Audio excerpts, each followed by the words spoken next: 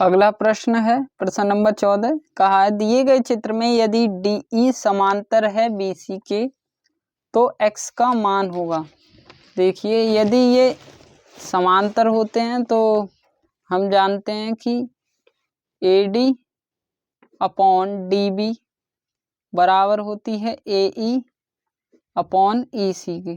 ठीक है, यहाँ पर हम मान रखेंगे तो AD का मान है केवल x और DB का मान है x माइनस 3 बराबर AE का मान है x प्लस 3 और EC का मान जो है वो है x माइनस 2।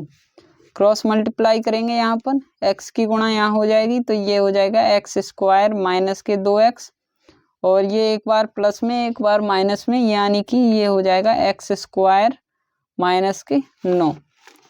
a का स्क्वायर माइनस b का स्क्वायर यानी 3 का स्क्वायर। ठीक है, x स्क्वायर है ये, तो इसे पक्षांतर करेंगे यानी x स्क्वायर माइनस के 2x माइनस का x स्क्वायर प्लस के 9 बराबर 0।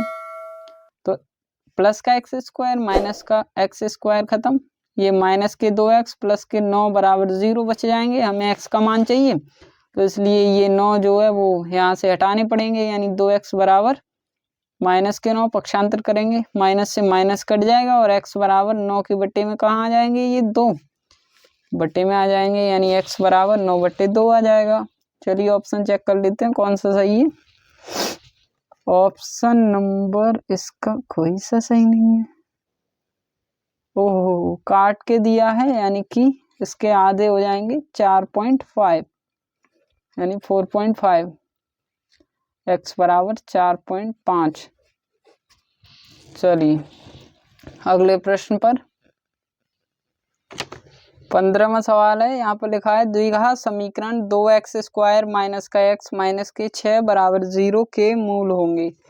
तो इसके लिए आपको फैक्टर करने आनी चाहिए, यानी कि फैक्टर करेंगे यहाँ से 6 दूनी 12 यानी कि 12 के ऐसे फैक्टर करने हैं। हम इस चिन्ह पर ध्यान देते हैं, ये प्लस का है तो हम जोड़ के लाएंगे कितने x यानी कि 1 लाएंगे जोड़कर, और यदि माइनस है यहाँ पर तो फिलहाल माइनस है तो इसका मतलब यहाँ पर कितने लाने घटाकर यानी कि 1 लाने। तो हम जानते हैं 4 तियां 12 और 4 में से 3 जाएंगे कितने आ जाएगा, 1 आ जाएगा यानी कि हो गए फैक्टर।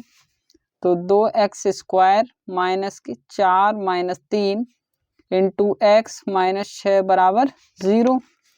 तो 2x स्क्वायर माइनस के 4x प्लस के 3x माइनस के 6 बराबर 0। यहीं से पता चल जाता है हमारा सवाल गलत है या सही।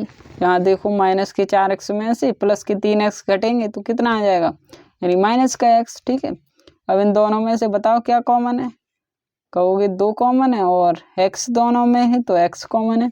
यहाँ पर x बचेगा, यहाँ पे माइनस के 2 बचेंगे, यहाँ पे प्लस के 3 कॉमन लेंगे, प्लस के ही क्यों लेंगे तभी तो माइनस के 2 आएंगे अंदर, तो x माइनस 2 बराबर 0।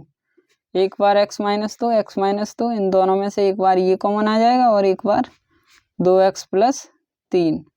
तो मूल पूछ रहा है यानी कि हमें अलग अलग मान निकालने पड़ेंगे, यानी x माइनस 2 बराबर 0 यानी x बराबर 2 और एक बार 2x प्लस 3 बराबर 0 और 2x बराबर माइनस के 3 यानी x बराबर माइनस के 3/2, क्योंकि 2 गुणा में इधर जाएंगे तो भाग में, यानी कि 2 माइनस के 3/2 इस द्विघात समीकरण के मूल होंगे। चलिए चेक कर लेते हैं कौन से ऑप्शन में है ये ऑप्शन है ऑप्शन नंबर बी, तो ऑप्शन नंबर बी सही हो जाएगा। ठीक है, चलिए आगे।